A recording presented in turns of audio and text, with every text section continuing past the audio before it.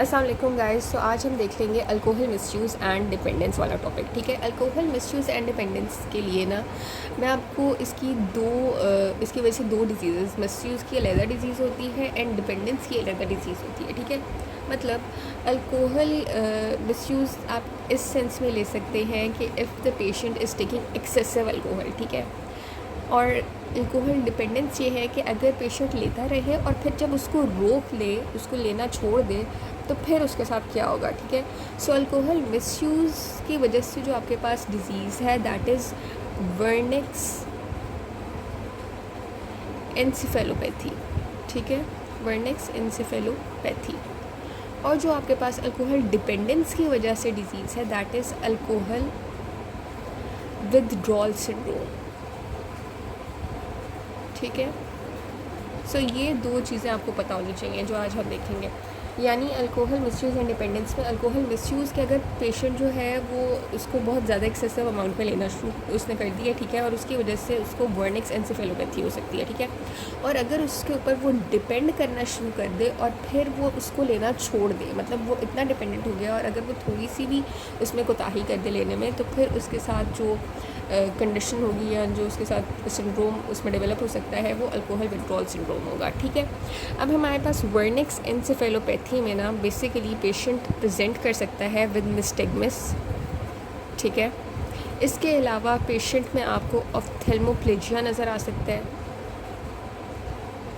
ठीक है, इसके अलावा पेशेंट में जो है वो इतना कन्फ्यूजन होगा कि उसकी इवन गेट भी अटैक्सिक हो जाएगी। सो आप इस तरह से याद रख लें कि कन्फ्यूजन के साथ प्रेजेंट करेगा एंड कन्फ्यूजन की वजह से इवेंचुअली उसकी गेट भी अटैक्सिक हो जाएगी, एटेक्सिया नज़र आएगा उसमें। ठीक है, अच्छा, ये थे कुछ फीचर्स ऑफ वर्निक्स एनसेफेलोपैथी। अब अल्कोहल विथड्रॉल सिंड्रोम के मैं आपको फीचर्स बताती हूँ। ठीक है, अब अल्कोहल विथड्रॉल में ये है कि जो पेशेंट है अगर वो उसकी डिफरेंट स्टेजेस हैं, मतलब अगर वो 6 to 24 आवर्स अल्कोहल नहीं लेता तो उसमें ट्रेमर्स आपको देखने को मिलेंगे। ठीक है, अगर वो 24 से 48 आवर्स अल्कोहल नहीं लेता तो फिर उसके अंदर एक तो जनरलाइज्ड टॉनिक क्लॉनिक सीयर्स देखने को मिलेंगे और साथ में आपके पास ये जनरलाइज टॉनिक क्लोनिक सीरियस के साथ विजुअल हेलुसिनेशंस भी पेशेंट जो है उसके साथ आपको प्रेजेंट करेगा।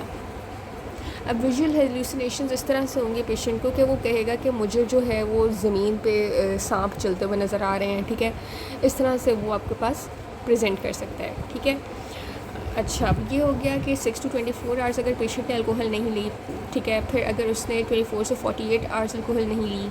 ठीक है, फिर अगर उसने 48 से 96 आवर्स तक अल्कोहल नहीं ली, फिर उसके साथ क्या कंडीशन होगी। सो 48 से 96 आवर्स अगर उसने अल्कोहल नहीं ली तो he can present with the condition जो कि डेलीरियम ट्रेमेंस है। ठीक है, ऑलरेडी ये मैं आपको डेलीरियम ट्रेमेंस की ट्रीटमेंट लास्ट वीडियो में भी बता चुकी हूँ, जिसमें हमने जो आपका फर्स्ट लेक्चर था जिसमें हमने डिलीरियम कवर करवाया था। ठीक है, खैर, अच्छा, 48 से 96 आवर्स तक अगर उसने नहीं ली अल्कोहल, ठीक है, तो उसकी वजह से उसको डिलीरियम ट्रेमेंस हो सकता है। ठीक है, अब ये थी कुछ कंडीशंस और उसके क्या क्या साइन एंड सिम्टम्स है। अच्छा, इसके अलावा ना इन स्पेसिफिक फीचर्स के अलावा आपको और अल्कोहल विथड्रॉल सिंड्रोम वाले पेशेंट में क्या नज़र आएगा। एक तो उसमें सडन CNS की एक्साइटेशन नज़र आएगी। ठीक है, सडन CNS एक्साइटेशन। अब सडन CNS एक्साइटेशन के क्या सिम्टम्स होंगे कि पेशेंट कहेगा कि एक तो उसको ट्रेमर्स होंगे। ठीक है, ट्रेमर्स हो सकते हैं, हाइपर रिफ्लेक्सिया हो सकता है। ठीक है, हाइपर रिफ्लेक्सिया, इंसोम्निया के साथ पेशेंट कंप्लेन कर सकता है। ठीक है, इसके अलावा बहुत एजिटेटेड होगा वो। ठीक है, देन आपके पास पेशेंट में विजुअल हेलुसिनेशंस होंगी। ठीक है, मतलब ये सारे CNS एक्साइटेशन के सिम्टम्स हैं जो मैंने आपको ऑलरेडी इन 3 कैटेगरीज में क्लासीफाई करके बता दिए हैं अकॉर्डिंग टू ड्यूरेशन। अब मैं आपको ये CNS एक्साइटेशन के जो सडन CNS एक्साइटेशन के सिम्टम्स हैं वो इकट्ठे बता रही हूँ। ठीक है, विजुअल हेलुसिनेशंस हो सकते हैं, टेकिकार्डिया के साथ पेशेंट प्रेजेंट कर सकता है। ठीक है, एंड यहाँ पे आपको पेल्पिटेशंस ऐसे पेशेंट में मिल सकती हैं। ठीक है, एंड बहुत ज़्यादा स्वेटिंग हो सकती है।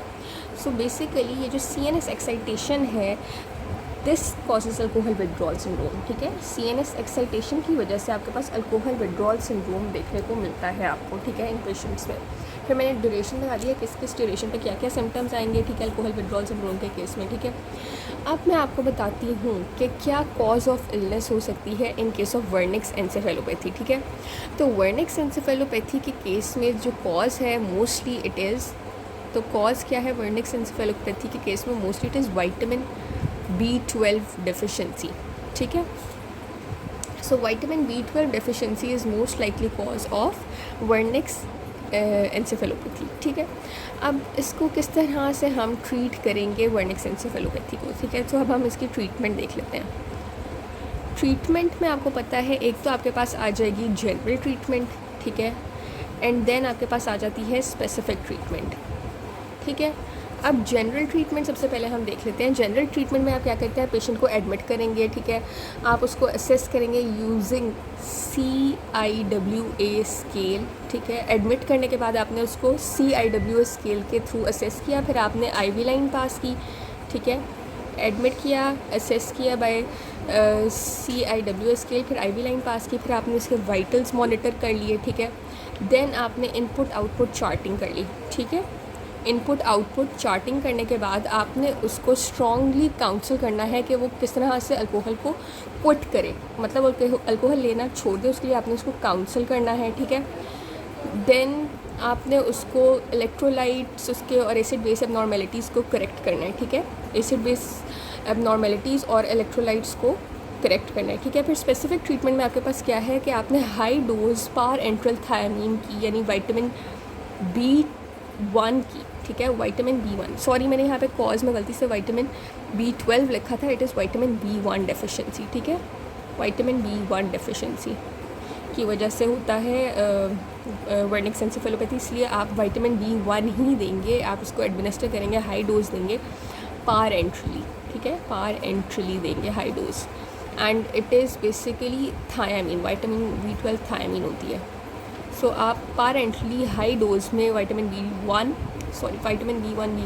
देंगे, थायामीन देंगे पार एंट्रली, ठीक है, in the form of Pabrinex, ठीक है, पेब्रिनेक्स की फॉर्म में आपने देना है।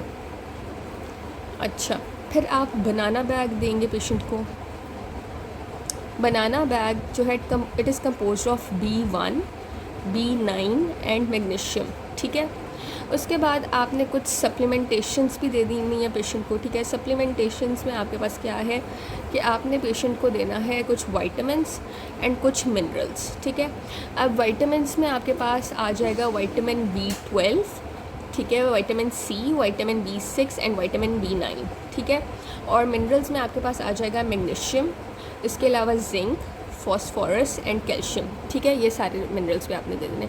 अच्छा, आपको मैं बता दूं कि अगर आपने डिले कर दिया इन द ट्रीटमेंट, ठीक है, तो फिर क्या हो सकता है इसकी वजह से, अगर आपने टाइम पे इसको ट्रीट ना किया, टाइमली ट्रीट ना किया, तो फिर इसकी वजह से क्या रिस्क डेवलप हो सकता है, कॉर्सकॉफ्स साइकोसिस का रिस्क जो है ऐसे पेशेंट्स में डेवलप हो सकता है, ठीक है। So if there is delay in the treatment तो उसकी वजह से कॉर्सकॉफ साइकोसिस हो सकता है, और ये क्या है, ये basically severe short term memory deficit है, ठीक है। इसके साथ साथ यहाँ पे confabulations, apathy, coma and even death के साथ भी पेशेंट जो है वो अल्टीमेटली आपके पास प्रेजेंट कर सकता है, ठीक है। सो ये इसकी एक समझ लें रिस्क है if the treatment is delayed. अब हम देख लेते हैं अल्कोहल विड्रॉल सिंड्रोम की ट्रीटमेंट को, ठीक है। सो इसमें भी सबसे पहले कुछ जनरल ट्रीटमेंट है एंड देन आपके पास आ जाएगी स्पेसिफिक ट्रीटमेंट, ठीक है। अब जनरल ट्रीटमेंट वही है, आपने एडमिट करना है पेशेंट को, उसको कहना है कि अवॉइड करे अपनी अल्कोहल को, ठीक है। इसके अलावा IV लाइन पास करेंगे, उसके vitals monitor. Okay, so specific treatment मैंने आपको बेंजोडाइज़ेपिन्स बताया, बीटा ब्लॉकर्स बताया फॉर ट्रेमर्स, एंटी कन्वल्सेंट्स कुछ बताएं जिसमें आपके पास वेलप्रोइक एसिड, फेनिटोइन, कार्बामेज़ेपिन थी। फिर मैंने एक कैम्प्रोजेट बताया जिसके वजह से आपके पास अल्कोहल क्रेविंग जो है वो कम हो जाती है, ठीक है। Alcohol craving decreases by this acamprosate, ठीक है। इसके अलावा आप डाइसल्फिराम भी दे सकते हैं, डाइसल्फिराम, ठीक है। डाइसल्फिराम उन पेशेंट्स में देंगे who have difficulty in resisting the impulse to drink after becoming abstinent, ठीक है। फिर आप कुछ एंटीसाइकोटिक्स दे सकते हैं, ठीक है।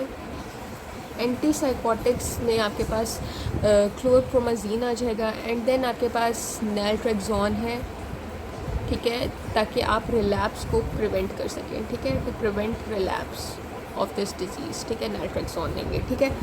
अब हमारे पास ना कुछ बायोमार्कर्स होते हैं इन अल्कोहलिक्स जिसके वजह से आप डिटेक्ट कर सकते हैं कि ये कोई अल्कोहल मिसयूज़ या अल्कोहल डिपेंडेंस का तो केस नहीं है। तो वो कौन से बायोमार्कर्स हैं, ठीक है। अब वो बायोमार्कर्स आपके पास एक तो है GGT, ठीक है, GGT, ठीक है, जो कि 2 to 6 वीक्स पे आराम से डिटेक्ट किया जा सकता है, ठीक है। फिर आपके पास AST आ जाएगा जो कि 1 वीक पे डिटेक्ट हो जाता है, ठीक है। फिर आपके पास अगर MCV इंक्रीज्ड है, that also indicates that it is alcohol misuse और अल्कोहल डिपेंडेंस केस, ठीक है। फिर आपके पास कुछ अनट्रीटेबल हाइपरटेंशन का अगर केस है, अनट्रीटेबल हाइपरटेंशन का अगर कोई केस है, दैट ऑल्सो इंडिकेट्स ये अल्कोहल मिसयूज़ या अल्कोहल डिपेंडेंस का केस है, ठीक है। सो आई होप आपको ये टॉपिक जो है वो क्लियर हो गया है, एंड थैंक्स फॉर वॉचिंग।